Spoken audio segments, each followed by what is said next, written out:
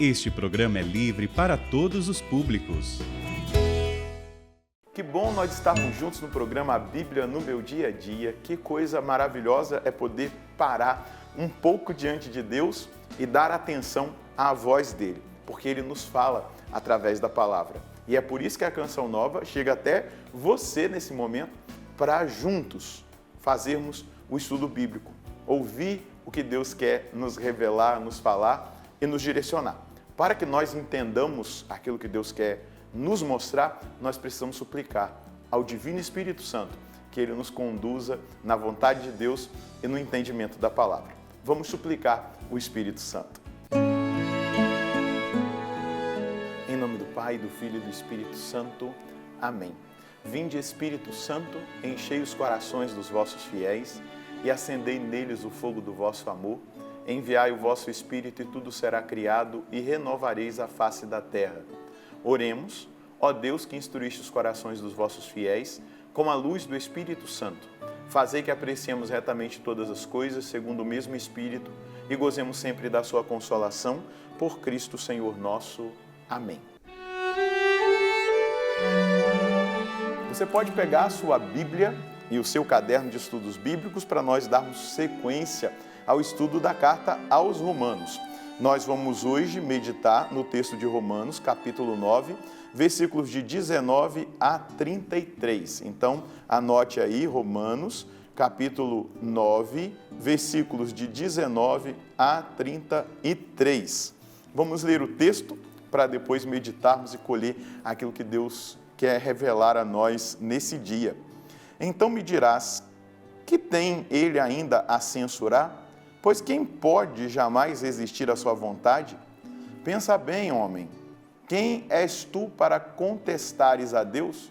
Porventura vai o vaso de barro dizer a quem o modelou: por que me fizeste assim? Acaso não pode o oleiro da mesma massa fazer um vaso de luxo e outro vulgar? Se, pois, Deus, embora quisesse manifestar sua ira e tornar conhecido o seu poder, suportou com muita paciência vasos da ira já preparados para a destruição. Se a fim de tornar conhecida a riqueza de sua glória para com os vasos da misericórdia, que de antemão preparou para a sua glória. Nós é que somos estes vasos de misericórdia, que ele chamou, não só dentre os judeus, mas também dentre os pagãos. É isso que ele diz no livro do profeta Oséias: aquele que não era meu povo, eu chamarei meu povo, e a não amada chamarei amada. E lá onde lhes foi dito, vós não sois meu povo, ali serão eles chamados filhos do Deus Altíssimo. Por seu lado, Isaías brada a respeito de Israel: mesmo se o número dos filhos de Israel for como a areia da praia, o resto é que será salvo, pois o Senhor cumprirá plena e prontamente sua palavra sobre a terra. É como predisse ainda a Isaías: se o Senhor dos Exércitos não nos tivesse deixado um germe, nos teríamos tornado como Sodoma e teríamos ficado iguais a Gomorra. Que vamos concluir o seguinte: os pagãos que não buscavam a justiça alcançaram a justiça que vem da fé, enquanto Israel, que procurava seguir uma lei de justiça, não chegou até esta lei. Por quê? Porque queriam conseguir a justiça pela observância da lei e não pela fé. Assim tropeçaram na pedra de tropeço. Como está escrito: eis que põe em Sião uma pedra de tropeço, uma pedra que faz cair. Mas quem nela crê não passará vergonha. O texto que o apóstolo Paulo, nesse capítulo 9, está destinando aos romanos e a cada um de nós, ele é impressionante para que nós entendamos alguns pontos importantes. O apóstolo está falando para os romanos, não é, que dentro da composição da igreja de Roma, que ele está destinando essa carta, tem os judeus convertidos ao cristianismo e tem os pagãos, não é, convertidos também. Então ele está mostrando exatamente que em Deus tudo é transformado. Ele é o oleiro, ele é aquele que tem a autoridade, a majestade, é ele que modela, é ele que faz, é ele que dá a forma. Então Paulo está usando essa imagem exatamente para mostrar a majestade de Deus e para que nós também entendamos que em Deus tudo é transformado, tudo é aproveitado, tudo é para a nossa salvação. A gente precisa perceber exatamente isso. Então, a negação de alguns judeus, do grupo total de Israel, não acolheram o Messias. Essa não acolhida deu a oportunidade aos pagãos de acolherem essa misericórdia. E aí Paulo é modelo disso. Paulo, em primeiro lugar, vai buscar as ovelhas perdidas da casa de Israel. À medida que as portas vão fechando, o Espírito Santo vai conduzindo Paulo aos pagãos, o artífice, aquele que dá modelagem ao barro, aquele que faz o vaso, aquele que faz a obra. Então nós precisamos perceber exatamente isso, precisamos entender o caminho que o Senhor vai fazendo. Os sinais da salvação de Deus, aquilo que Deus muitas vezes vai permitindo que aconteça na nossa vida para que Ele possa ir modelando. O que é mais importante é que nós estejamos abertos ao processo de salvação. E aqui houve um tropeço. A pedra, ela é a figura do Messias. Nos escritos judaicos, a pedra já tinha essa simbologia do Messias. E aqui vai dizer que os judeus tropeçaram na pedra, não é? Aqui no finalzinho, Paulo vai dizer exatamente isso. Ele vai dizer, porque queriam conseguir a justiça pela observância da lei e não pela fé. Ou seja, eles queriam conseguir a justiça pelas próprias mãos e não pela confiança em Deus. Eles achavam que seriam salvos pelas próprias obras e não pela salvação que vem de Deus. E aí o apóstolo vai dizer, assim tropeçaram na pedra de tropeço. Como está escrito, eis que ponho em Sião uma pedra de tropeço, uma pedra que faz cair, mas quem nela crê não passará vergonha. Essa pedra de tropeço é o Messias, é Jesus, é isso que o apóstolo está mostrando. E aí, meu irmão, minha irmã, eu e você precisamos entender o caminho de confiança que nós precisamos fazer, o caminho de fé. O que salva é a fé em Jesus Cristo. Claro que nós devemos fazer as obras, nós devemos fazer a nossa parte. Porém, não cair na presunção de achar que nós nos salvamos por nós mesmos, que nós somos salvadores de nós mesmos. Não. Salvador é um só, é Jesus Cristo. E é a Ele que nós temos que entregar o nosso coração. É nele que nós devemos confiar. E é a Ele que nós devemos abrir o nosso coração para que esse processo de salvação aconteça na nossa vida.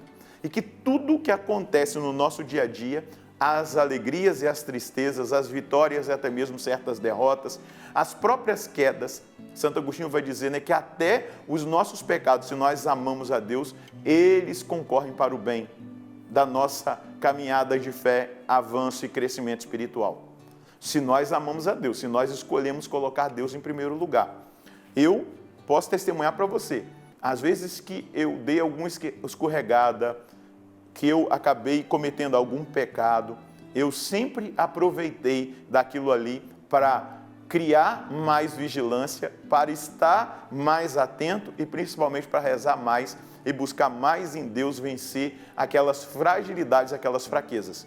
Esse é o processo salvífico. Essa é a ação de Deus na nossa vida. E a palavra hoje vai iluminar o nosso caminho. O Messias é o Salvador, ele não pode ser a pedra de tropeço. A palavra que ele veio trazer precisa ser para nós luz que ilumina cada passo que nós damos. E não uma escuridão que vem à medida que nós queremos escolher fazer a nossa vontade. A escuridão chega na nossa vida à medida que nós escolhemos fazer a nossa vontade.